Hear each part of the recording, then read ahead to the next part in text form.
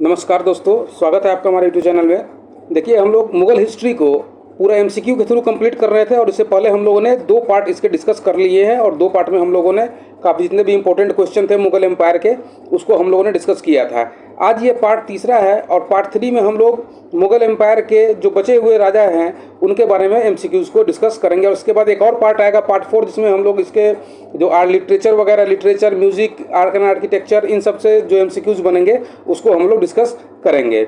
Video अगर आप लोगों को अच्छा लगा हो तो वीडियो को लाइक कीजिए, चैनल को सब्सक्राइब कीजिए और अपने दोस्तों के बीच शेयर कीजिए। तो चलिए शुरू करते हैं आज का लेक्चर। आज का पहला क्वेश्चन है कि what was the root of the dispute between the Shah of Iran and Mughal rulers. Mughal rulers और शाह ऑफ ईरान के बीच जो डिस्प्यूट था वो किस रीजन को लेके था? तो वो कंधार रीजन को लेके था। कंधार रीजन को लेके, क्योंकि कंधार रीजन जो था वो एक स्ट्रेटजिक लोकेशन पे था। इस वजह से जो है कंधार रीजन जो है ईरान और मुगल रूलर्स के बीच में एक डिस्प्यूट का कारण बना हुआ था। तो कंधार जो था वो कॉज ऑफ डिस्प्यूट था शाह ऑफ ईरान और मुगल रूलर के बीच में, जो because it become a prestigious issue for Persians और मुगल्स और पर्शियंस के लिए यह एक प्रेस्टिजियस इशू बन गया था और ये काफ़ी एक स्ट्रेटेजिक लोकेशन पर भी ये कंधार जो था वो लोकेटेड था।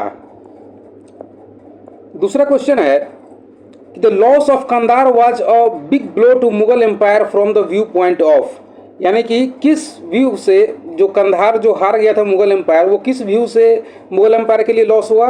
तो अभी हमने डिस्कस किया, वो एक स्ट्रेटजिक लोकेशन पे था। इस वजह से जो है मुगल एम्पायर को काफ़ी ज़्यादा जो है वो नुकसान हुआ था। स्ट्रेटजिक स्ट्रैंगल होल्ड जो है, स्ट्रॉन्ग होल्ड जो है, ये इसका करेक्ट ऑप्शन हो जाएगा। नेक्स्ट क्वेश्चन है कि the motive behind Shahjahan Balkh campaign was, यानी कि शाहजहां ने जो बाल्ख कैंपेन किया था उसका मोटिव क्या था? तो उसका मोटिव क्या था?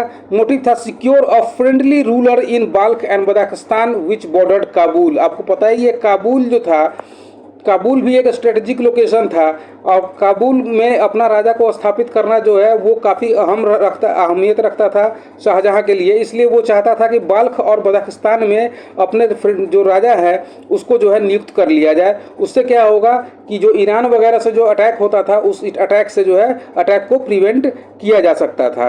तो इसीलिए जो है इस जो शाहजहां ने जो है बाल्ख कैंपेन शुरू किया था।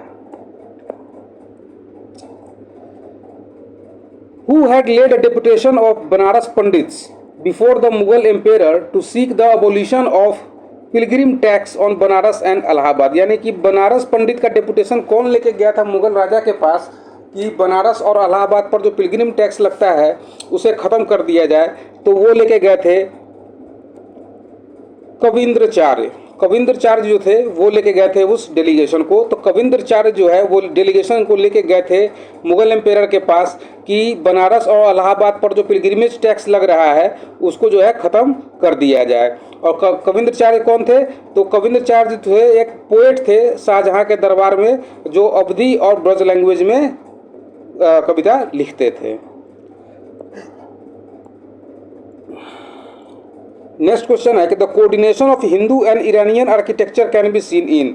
हिंदू और इरानियन आर्किटेक्चर का जो कोऑर्डिनेशन है वो किस चीज़ में देखा जा सकता है, किस में? तो वो ताजमहल में देखा जा सकता है। ताजमहल में क्यों देखा जा सकता है कि शाहजहां ने क्या किया था कि शाहजहां ने बहुत सारे इंजीनियर्स और आर्किटेक्ट्स जो है वो इंडिया से भी बुलवाए थे, पर्सिया से भी बुलवाए थे, मिडिल ईस्ट से भी बुलवाए थे। तो जो जितने आर्किटेक्ट जो आए थे उन आर्किटेक्ट का व्यू पॉइंट जो है मिलते मिलते जो है एक तरह से हिंदू और इरानियन आर्किटेक्चर का व्यू पॉइंट बन जाता है। इसलिए जो है ताजमहल जो है वो कोऑर्डिनेशन हो जाता है हिंदू और इरानियन आर्किटेक्चर का।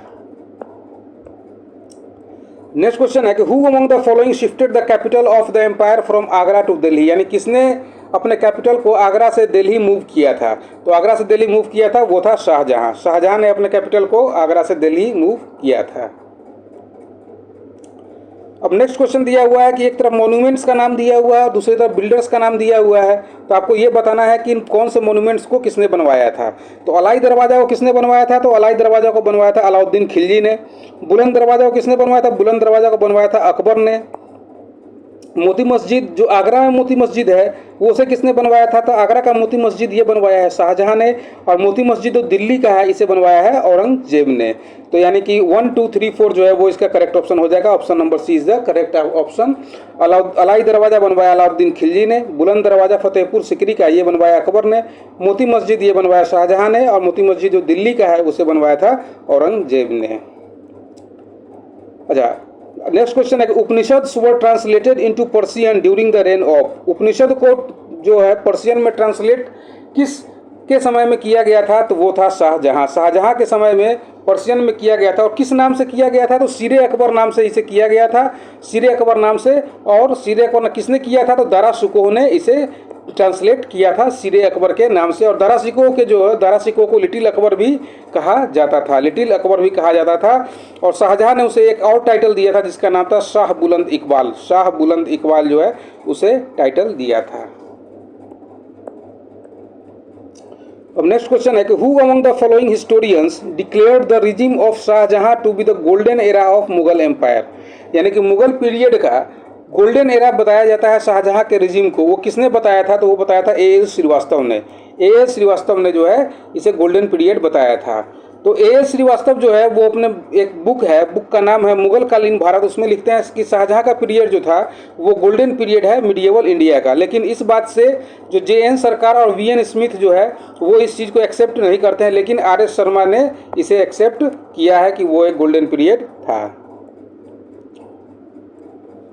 The famous diamond Kohinoor was presented to Shahjahan by. Shahjahan को कोहिनूर डायमंड किसने दिया था? शाहजहां कोहिनूर डायमंड दिया था मीर जुमला ने। मीर जुमला ने कोहिनूर डायमंड जो है वो दिया था। तो कोहिनूर डायमंड मीर जुमला ने उसे क्यों दिया था? तो मीर जुमला का जो है शाहजहां ने मदद किया था उसके युद्ध में मुअज्जम खान से। मीर जुमला को जो है मीर जुमला ने क्या किया था कि जो शाहजहां था उसका मनसबदारी जो है वो एक्सेप्ट कर लिया था। तो उसकी वजह से जो क्या हुआ कि अब्दुल्ला कुतुब शाह जो था उस समय का जो सुल्तान था गोलकुंडा का, उसने वो जो है उस पर नाराज़ हो गया, और जिसकी वजह से शाहजहां ने औरंगजेब को भेजा गोलकुंडा में कि गोलकुंडा के जाओ, गोलकुंडा को जीत के आना है। तो उसके बाद क्या होता है कि एक ट्रीटी साइन हो जाती है, और ट्रीटी साइन होने के बाद जो है मीर जुमला को शाहजहां आगरा बुलाता है और उसको मुअज्जम खान की उपाधि देता है, मुअज्जम खान की उपाधि उसको दे देता है। और बाद में क्या होता है कि मीर जुमला जो है उसी जगह पर शाहजहां के कोर्ट में जाता है और शाहजहां को कोहिनूर डायमंड जो है वो प्रेजेंट कर देता है।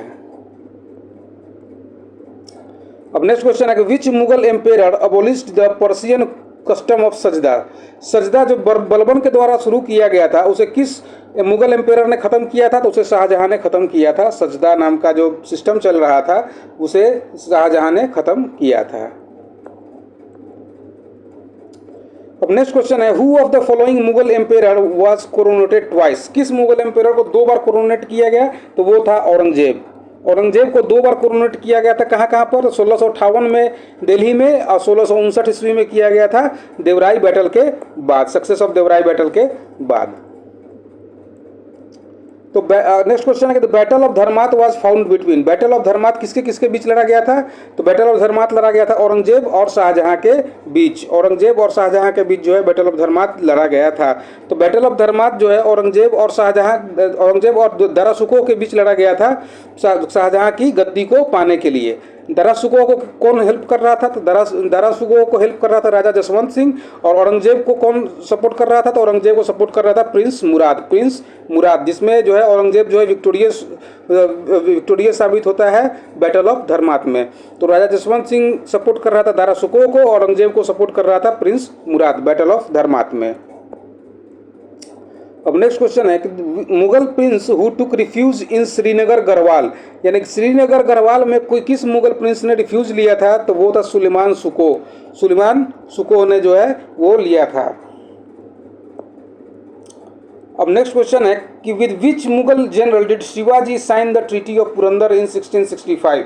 यानी कि ट्रीटी ऑफ पुरंदर जो 1665 ईस्वी में साइन हुआ था वो शिवाजी और किसके बीच हुआ था? तो शिवाजी और जय सिंह के बीच में हुआ था। शिवाजी और जय सिंह के बीच में ट्रीटी ऑफ पुरंदर साइन हुआ था 1665 ईस्वी में। तो औरंगजेब ने जो है जय सिंह जो अम्बेर का राजा था उसको भेज दिया शिवाजी के साथ युद्ध करने के लिए। तो और पुरंदर में, ये पुरंदर फोर्ट में लड़ाई थी। पुरंदर फोर्ट में जो है शिवाजी फंस गए थे अपने फैमिली के साथ। तो शिवाजी ने क्या किया कि शिवाजी ने निगोशिएशन शुरू किया जय सिंह के साथ और ट्रीटी ऑफ पुरंदर जो है वो साइन हो जाती है। Which Mughal empire was known as Zinda Pir? किस मुगल एम्पेयर को जिंदा पीर कहा जाता है? तो वो कहा जाता है औरंगजेब को। औरंगजेब को जिंदा पीर कहा जाता है। नेक्स्ट क्वेश्चन है when Aurangzeb got the victory over Bijapur? Bijapur पर औरंगजेब जो है विक्ट्री कब मिलता है? तो वो मिलता है 1686 ईस्वी में। 1686 ईस्वी में औरंगजेब जो है बीजापुर पर विक्ट्री पाता है। नेक्स्ट क्वेश्चन है कि who was the ruler of Golconda when Aurangzeb seized the fort of Golconda in 1687? यानी गोलकोंडा का राजा कौन था जब औरंगजेब ने गोलकोंडा को 1687 ईस्वी में सीज कर लिया था, उसे जीत लिया था? तो उसमें उसका राजा था अबुल हसन कुतुब शाह। अबुल हसन कुतुब शाह जो था वो उसका राजा था गोलकोंडा का। नेक्स्ट क्वेश्चन है कि which one of the following Ampere's had the highest number of Hindu generals in Mughal army? मतलब किस एम्पेयर, मुगल एम्पेयर के समय में सबसे ज़्यादा हिंदू जनरल्स थे? तो वो था औरंगजेब के समय में। ये माना जाता है कि औरंगजेब के समय में जो थे 33% जो थे वो हिंदू कमांडर्स थे, जबकि अकबर के समय में 16% थे और शाहजहां के समय में 24% थे। हु री इम्पोज जजिया? यानी कि जजिया को तो आपको पता है कि जजिया को अकबर ने ख़त्म कर दिया था, लेकिन जजिया को बाद में किसने जो है फिर से री इम्पोज कर दिया? तो वो कर दिया था औरंगजेब ने। औरंगजेब ने उसे जो है जजिया को दोबारा शुरू कर दिया था। और जजिया को 3 भागों में बांटा जाता था। 1679 ईस्वी में जो है इसे नॉन मुस्लिम्स पे इम्पोज किया गया था और जिसका इनकम 200 दिरहम से कम था उसे 12 दिरहम एनुअल पे करना पड़ता था। जिसका इनकम 10,000 दिरहम से कम था उसको 24 दिरहम पे करना पड़ता था और जिसका इनकम 10,000 दिरहम से कम था उसको 48 दिरहम पे करना पड़ता था ईयरली। लेकिन क्या था कि वीमेन, स्लेव्स, चिल्ड्रेन, जो 14 ईयर से कम के चिल्ड्रेन है, भिखारी है कोई या अनएम्प्लॉयड पर्सन है, उन सबको इससे एग्जेम्प्ट किया गया था कि उन सबको जजिया पे नहीं करना है। लेकिन जो हिंदू किंग्स और ब्राह्मण्स वगैरह थे उन सबको ये पे करना पड़ता था। अब next question, the meaning of jihad carried on by Aurangzeb is? यानी कि औरंगजेब ने जो जिहाद कैरी किया था, जिहाद के नाम का शब्द दिया था, उसका मतलब क्या था? उसका मतलब था दर उल इस्लाम। दर उल इस्लाम। और दर उल इस्लाम का मतलब क्या था कि जितने भी नॉन मुस्लिम लैंड्स हैं उसको जो है मुस्लिम लैंड्स में कन्वर्ट कर देना। यानी कि अगर मुस्लिम बन जाते, कन्वर्ट हो जाते हैं, तो इसी का मतलब था दर उल इस्लाम कि जितने भी नॉन मुस्लिम लैंड्स हैं उसको मुस्लिम लैंड में कन्वर्ट कर देना है। नेक्स्ट क्वेश्चन है कि क्रिएटर ऑफ बीबी का मकबरा या टॉम्ब ऑफ बीबी वाज? यानी कि बीबी का मकबरा किसने बनवाया था या टॉम्ब ऑफ बीबी? तो ये बनवाया था औरंगजेब ने। औरंगजेब ने इसे बनवाया था। और जो टॉम्ब ऑफ मकबरा जो है या टॉम्ब ऑफ बीबी जो है इसे द मिनी ताज भी कहा जाता है या फिर द सेकेंड ताज भी कहा जाता है। और इसे टॉम्ब ऑफ रबिया उद दौरानी भी कहा जाता है। रबिया उद दौरानी। अच्छा, नेक्स्ट क्वेश्चन है to whom Aurangzeb bestowed upon the title of Sahibat uz Zamani? यानी किसको जो है औरंगजेब जो है साहिबात उज जमानी का टाइटल देता है? तो वो देता है जहान आरा को। जहान आरा को साहिबात उज जमानी का टाइटल देता है Aurangzeb. What was district known as during Mughal administration? Mughal administration के समय में डिस्ट्रिक्ट को क्या कहा जाता था? तो डिस्ट्रिक्ट को बोला जाता था सरकार। सरकार जो था वो डिस्ट्रिक्ट को बोला जाता था। तो Akbar divided the empire into units for convenience of administration. यानी कि पूरे एम्पायर को अकबर ने एडमिनिस्ट्रेशन के कन्वीनियंस के लिए कि एडमिनिस्ट्रेशन करने में अच्छा रहे, इसलिए जो है उसने पूरे एम्पायर को बहुत सारे छोटे छोटे सूबा में या फिर उसको जो है सरकार में, परगना में ऐसे जो है डिवाइड कर दिया था। तो जो सबसे पहले होता था सूबा के बाद होता था सरकार और सरकार के बाद आता था परगना। सूबा, सरकार और परगना में डिवाइड करता था। सबसे पहले होता था सूबा के नीचे आता था सरकार और सरकार के नीचे आता था परगना। नेक्स्ट क्वेश्चन है कि which of the following was the head of army in Mughal period? Mughal period में हेड ऑफ द आर्मी को क्या बोला जाता था? तो हम लोग पहले डिस्कस कर चुके हैं, उसे मीर बख्शी बोला जाता था। मीर बख्शी। अब नेक्स्ट क्वेश्चन है कि who among the following was appointed as a physician in the Mughal service. Mughal service में फिजिशियन किसको अपॉइंट किया गया था, तो वो किया गया था मनुक्की को। निकोलो मनुक्की जो था, निकोलो मनुक्की को अपॉइंट किया गया था मुगल आर्मी में। वह क्या था, वह एक इटालियन ट्रैवलर था, इटालियन ट्रैवलर था, और वो दारा शिकोह के आर्मी को भी ज्वाइन करता है।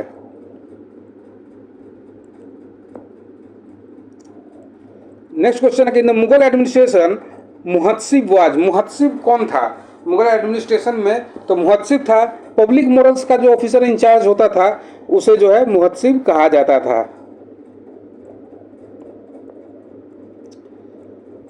इन medieval India mansabdari system was introduced mainly for. जो मनसबदारी सिस्टम जो इंट्रोड्यूस किया गया था मिडिएवल इंडिया में, वो किस वजह से किया गया था, तो क्लीन एडमिनिस्ट्रेशन के लिए उसे जो है, ताकि जो है एडमिनिस्ट्रेशन जो है साफ सुथरा रहे, एडमिनिस्ट्रेशन में जो है कोई करप्शन ना हो, इसलिए जो है मनसबदारी सिस्टम को इंट्रोड्यूस किया गया था मुगल एम्पायर में। नेक्स्ट क्वेश्चन है what was the principal source of state income in Mughal India. Mughal India में प्रिंसिपल सोर्स ऑफ जो इनकम था, स्टेट इनकम था, वो कहाँ से आता था, वो आता था लैंड रेवेन्यू से। जैसा कि हमने दिल्ली सल्तनत में भी देखा था, तो लैंड रेवेन्यू से ही जो प्रिंसिपल सोर्स ऑफ इनकम आता था, वैसे ही मुगल इंडिया में भी प्रिंसिपल सोर्स ऑफ इनकम जो था वो लैंड रेवेन्यू ही था। नेक्स्ट क्वेश्चन है Mughal empire who prohibited the use of tobacco. यानी कि किस मुगल एम्पायर ने तंबाकू के उपयोग को वर्जित कर दिया था, उसका नाम था जहांगीर। जहांगीर ने जो है तंबाकू के उपयोग को वर्जित कर दिया था अपने शासन में। 1605 ईस्वी में पोर्चुगीज़ ने जो है टोबैको को इंट्रोड्यूस किया था इंडिया में, लेकिन यह जो है जो आम जनता जो थी उसके ऊपर जो है आम जनता के बीच बहुत ज़्यादा कॉमन हो गया, और आम जनता बहुत ज़्यादा तंबाकू का उपयोग करने लगी, और इससे जो है काफ़ी ज़्यादा हार्मफुल इफेक्ट होने लगा लोगों के शरीर पे। इसको देखते हुए शाहजहां ने 1617 ईस्वी में इस पर बैन लगा दिया था। अब नेक्स्ट क्वेश्चन है कि मददे मास इंडिकेट्स इन मुगल एडमिनिस्ट्रेशन। मददे मास का मतलब क्या था मुगल एडमिनिस्ट्रेशन से, तो जो रेवेन्यू जो फ्री लैंड जो आता था लैंड पर्सन से जो रेवेन्यू आता था, उसे जो है मददे मास बोला जाता था। तो revenue free land granted to land person is the correct answer.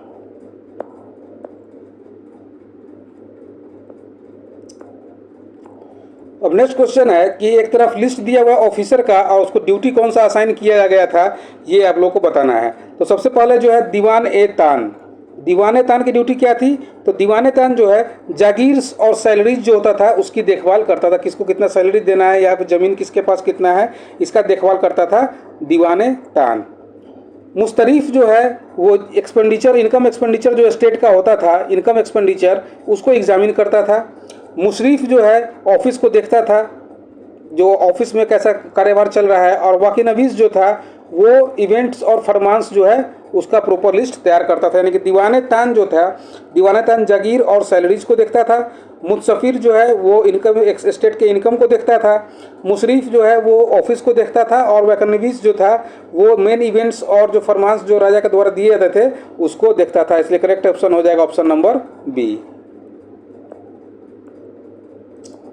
अब नेक्स्ट क्वेश्चन है who among the following rulers issued some coins with figures of Ram Sita and Devanagari legend Ram Siya. यानी कि राम सीता के नाम पर और राम सिया के नाम पर किसने जो है कॉइन इशू किए थे, तो उसका नाम था अकबर। अकबर ने जो है वो इशू किया था। Next question during the Mughal rule the copper coin was known as. Mughal rule के समय में कॉपर कॉइन को क्या बोला जाता था, तो कॉपर कॉइन को बोला जाता था दाम। कॉपर कॉइन को बोला जाता था दाम। मोहर बोला जाता था गोल्ड कॉइन को, सिल्वर कॉइन को बोला जाता था रूपी, और कॉपर कॉइन को बोला जाता था दाम। Which of the following is not correctly matched. तो अभी हमने डिस्कस किया कि दाम किसको बोला जाता था, दाम तो कॉपर कॉइन को बोला जाता था, और देसाई जो था वो रेवेन्यू कलेक्टर हुआ करता था। दीवान जो था वो रेवेन्यू का चीफ हुआ करता था। जितना भी जो रेवेन्यू कलेक्ट होता था वो जो है उसे उसका देखभाल किया करता था दीवान। और जरीब जो है वो टैक्स नहीं था, वो एक तरह से लैंड को मेजरमेंट करके ये दिखाया जाता था कि इस पर जो है लैंड रेवेन्यू कितना आ सकता है, इसका मतलब होता था जरीब। तो ऑप्शन डी जो है वो रॉन्ग हो जाएगा। Next question, the meaning of बटाई ड्यूरिंग मिडिवल पीरियड वाज। बटाई का मतलब क्या था मिडिवल पीरियड में? तो बटाई का मतलब था कैलकुलेटिंग रेवेन्यू, यानी कि जो रेवेन्यू कैलकुलेट करने का एक तरीका था, इसका मतलब था बटाई। और बटाई जो था वो 3 प्रकार का उस समय होता था। एक होता था खेत बटाई, दूसरा होता था लंक बटाई, और तीसरा होता था राशि बटाई। राशि बटाई, और ये एक्चुअली में बटाई का सिलसिला जो है किसके द्वारा शुरू किया गया था? तो ये शेर शाह के द्वारा रेवेन्यू को कलेक्ट करने के लिए एक तरह का तरीका, सिस्टम जो है वो शुरू किया गया था शेर शाह के समय में। नेक्स्ट क्वेश्चन है कि मिडिएवल इंडिया में चकला शब्द का प्रयोग जो है किस वजह से किया जाता था? तो जो टेरिटोरियल यूनिट जो हुआ करते थे सूबा और परगना के बीच में, लेकिन सरकार के आइडेंटिकल नहीं हुआ करते थे, उसको जो है चकला बोला जाता था। यानी कि जो सूबा और परगना के बीच में जो टेरिटोरियल यूनिट होते थे लेकिन सरकार के आइडेंटिकल नहीं होते थे, उसे जो है चकला बोला जाता था। Next question, which of the following Mughal period canals was constructed by restoring the राजवा ऑफ फिरोज शाह? यानी फिरोज शाह के द्वारा बनाया गया कंस्ट्रक्शन को रीस्टोर किया गया था कैनाल्स मुगल पीरियड में। किस कैनाल्स को? तो वो किया गया था साहब नहर को। साहब नहर को किसे कैलकुलेट किया गया? तो इस तरह से अभी हम लोगों ने इंपॉर्टेंट एमसीक्यूज, कुछ इंपॉर्टेंट लगभग 40 एमसीक्यूज को डिस्कस किया। आने वाले वीडियोज में हम लोग लगभग 50 एमसीक्यूज को डिस्कस करेंगे, और वो हमारा मुगल एम्पायर का जो है लास्ट पार्ट होगा। वीडियो अगर आप लोग को अच्छा लगा तो वीडियो को लाइक कीजिए, चैनल को सब्सक्राइब कीजिए, अपने दोस्तों के बीच शेयर कीजिए। Thank you.